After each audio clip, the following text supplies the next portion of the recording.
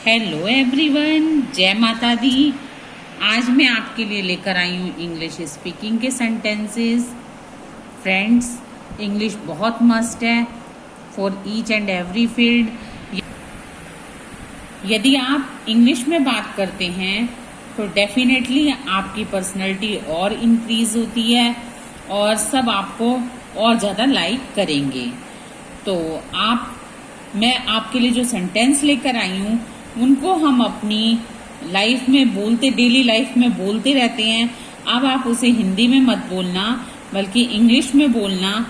वैसे तो यदि आप खुद सेंटेंस को ट्रांसलेट करना चाहते हो इंग्लिश में, इसके लिए तो ग्रामर मस्ट है। मैंने अपनी प्रीवियस वीडियो में टेंस की वीडियो अपलोड की हैं। सारे टेंसेस, प्रेजेंट, पास्ट, फ्यूचर, इनके सब टाइप्स सभी कुछ मैंने अपलोड कर रखा है विद प्रैक्टिस सेट्स। आप उसको फॉलो कर सकते हो, टेंस को ध्यान से समझ सकते हो। इसके अलावा और भी ग्रामर की वीडियो मैंने डाल रखी हैं। आगे भी मैं बहुत सी ग्रामर लेकर आऊंगी ताकि आप इंग्लिश स्पीकिंग के सेंटेंसेस को खुद बना सको। तो आज पहले हम करते हैं इंग्लिश स्पीकिंग के सेंटेंसेस। मेरा फर्स्ट सेंटेंस है, उम्मीद है आप मजे में हो। सबसे पहले मैं आपको इसकी हिंदी बताऊंगी, फिर इसको इंग्लिश में क्या बोलते हैं मैं ये आपको बताऊंगी। तो ये सेंटेंस है कि उम्मीद है आप मजे में हो, तो इसको इंग्लिश में हम कैसे बोलेंगे? Hope you are enjoying yourself. Next sentence है, मैं पूरी कोशिश करूंगा या मैं पूरी कोशिश करूंगी। तो इसकी इंग्लिश क्या होगी?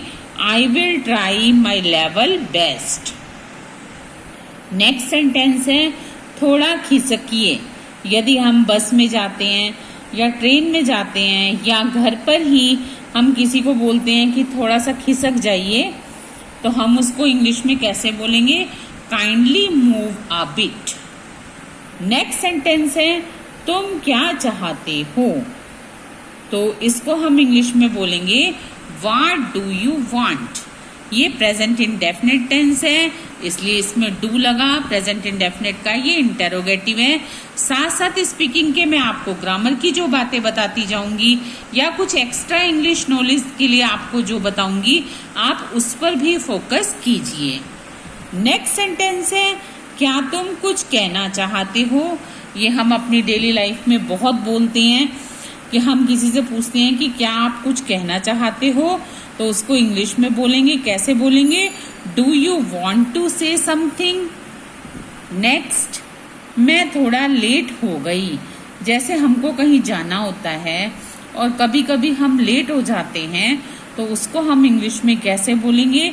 आई got a little late. I got a little late. Next sentence है, मैं आज थोड़ी देर से जगी। स्टूडेंट्स, कभी कभी ऐसा होता है कि हम सुबह वैसे जल्दी उठते हैं, लेकिन यदि कभी देर से उठते हैं तो उसको हम इंग्लिश में कैसे बोलेंगे? I woke up a little late today.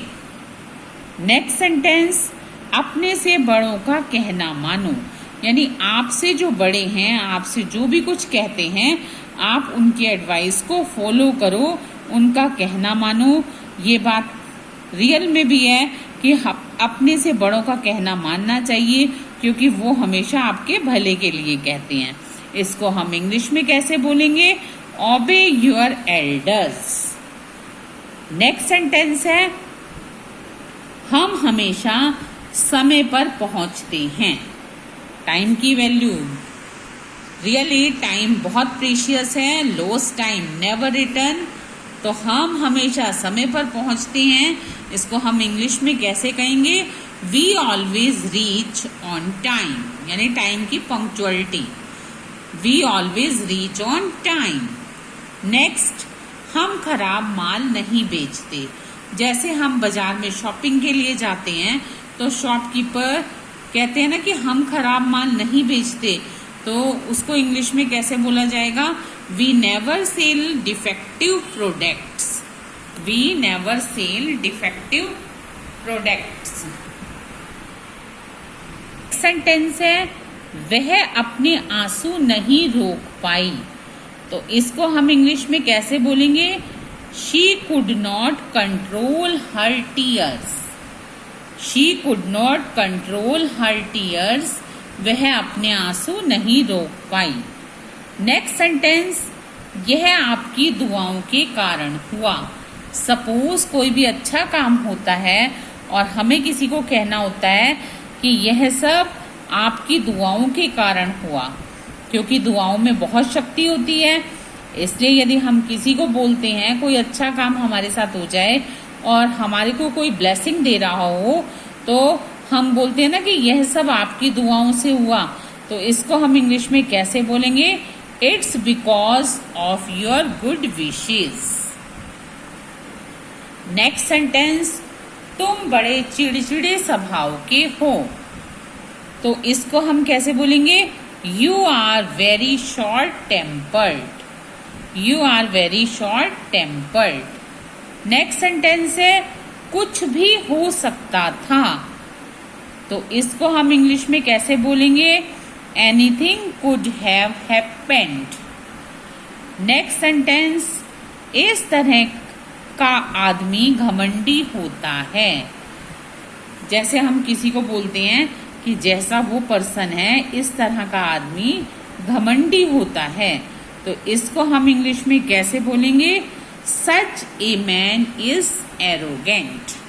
Such a man is arrogant. Next sentence, मुझे कुछ कहना है। कोई कुछ कहना चाहता है तो उसके लिए हम क्या बोलेंगे कि मुझे कुछ कहना है। इसको इंग्लिश में कैसे बोलेंगे? I have to say something. I have to say something. Next sentence, इसी तरह मैं बड़ी हुई। जैसे हम किसी को कोई एग्जाम्पल दे रहे होते हैं तो हम अपने विषय में बताते हैं कि मैं तो इसी तरह से बड़ी हुई। तो इसको इंग्लिश में कैसे बोलेंगे? That's how I grew up. Next sentence, मेरी बात किसी ने नहीं सुनी। मतलब मैं जो बात कह रही थी, मेरी बात किसी ने भी नहीं सुनी। तो इसको हम इंग्लिश में कैसे बोलेंगे? Nobody listened to me. Next sentence, तुम्हारा चेहरा मुझे किसी की याद दिलाता है। कभी कभी ऐसा होता है कि हम किसी पर्सन से मिलते हैं तो उसका चेहरा देखकर हमें ऐसा लगता है कि हमने इसको कहीं देखा है या इसका चेहरा हमें किसी की याद दिलाता है। तो इसको हम इंग्लिश में बोलेंगे, बहुत अच्छा सेंटेंस है, your face reminds me of someone. Your face reminds me of someone. Next sentence, तुम्हारे रूखे व्यवहार से उसे चोट पहुंची है। तो इसको हम इंग्लिश में कैसे बोलेंगे? Your rude behaviour has hurt him. Your rude behaviour has hurt him.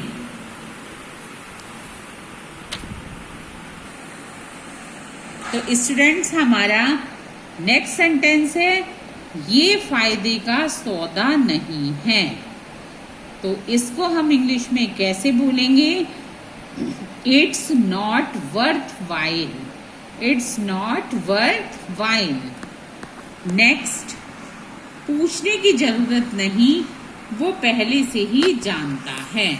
ये सेंटेंस भी ऐसा है जिसको हम अपनी डेली लाइफ में बहुत बार बोलते हैं कि पूछने की कोई बात नहीं या पूछने की कोई जरूरत नहीं, वो पहले से ही जानता है। तो इसको हम इंग्लिश में कैसे बोलेंगे? Needless to ask, he already knows. Needless to ask, he already knows. Next sentence, मैं भारत में पली बड़ी। यानी कि इसका मतलब है कि मैं भारत में ही पलकर बड़ी हुई हूँ। तो इसको हम इंग्लिश में कैसे बोलेंगे? I was brought up in India. Next, मैं हमेशा तुम्हारा साथ देती हूँ। ये सेंटेंस भी ऐसा है, इसको हम बहुत जगह पर बोलते हैं, अपनी डेली लाइफ में हर किसी से बोलते हैं कि मैं हमेशा तुम्हारा साथ देती हूँ या मैं हमेशा तुम्हारा साथ देता हूँ। तो इसको हम इंग्लिश में कैसे बोलेंगे? I always stand by you. I always stand by you. Next sentence, क्या आप मेरी बातें सुन रहे हो? इसको हम इंग्लिश में कैसे बोलेंगे? Are you listening to me. ये प्रेजेंट कॉन्टिन्यूस टेंस है कि क्या आप मेरी बातें सुन रहे हो, तो इसको हम कैसे बोलेंगे इंग्लिश में? Are you listening to me. Next sentence, आपसे ये उम्मीद नहीं थी। कभी कभी ऐसा होता है कि हम किसी पर्सन से बहुत ज़्यादा उम्मीद कर लेते हैं और वो हमारी उम्मीद पर खरा नहीं उतरता, तो हम उसको हिंदी में बोलते हैं आपसे ये उम्मीद नहीं थी, लेकिन इसको हम इंग्लिश में कैसे बोलेंगे कि I did not expect it from you. Next sentence, यह काम करना कोई बच्चों का खेल नहीं। Doing this work is not a child's play. Doing this work is not a child's play. मतलब यह काम करना टिपिकल है, इस काम को करना आसान नहीं है, तो ऐसे बोलते हैं हम कि यह काम तुमने सोचा कि बच्चों का है, बच्चों का नहीं है। Doing this work is not a child's play. Next, मैंने यह बात नहीं कही। कभी कभी ऐसा होता है कि कोई पर्सन पीछे पड़ जाता है कि नहीं तुमने ये बात कही है, तुमने ये बात कही है, तो उसको क्या बोलते हैं हम कि मैंने नहीं कही ये बात। इसको हम इंग्लिश में कैसे बोलेंगे? I did not make this remark. यदि हम इंग्लिश में इस तरह से बोलते हैं तो डेफिनेटली ये लाइन बहुत अच्छी लगेगी कि I did not make this remark. Next sentence है, मुझे तुम पर गर्व है। यदि कोई अच्छा काम करता है, किसी को प्राउड फील कराता है, तो क्या बोलते हैं कि मुझे तुम पर गर्व है। तो इसे इंग्लिश में कैसे बोलेंगे? आई एम प्राउड ऑफ यू। जैसे मैं कहूँ मुझे अपनी बेटी पर गर्व है, तो I am proud of my daughter.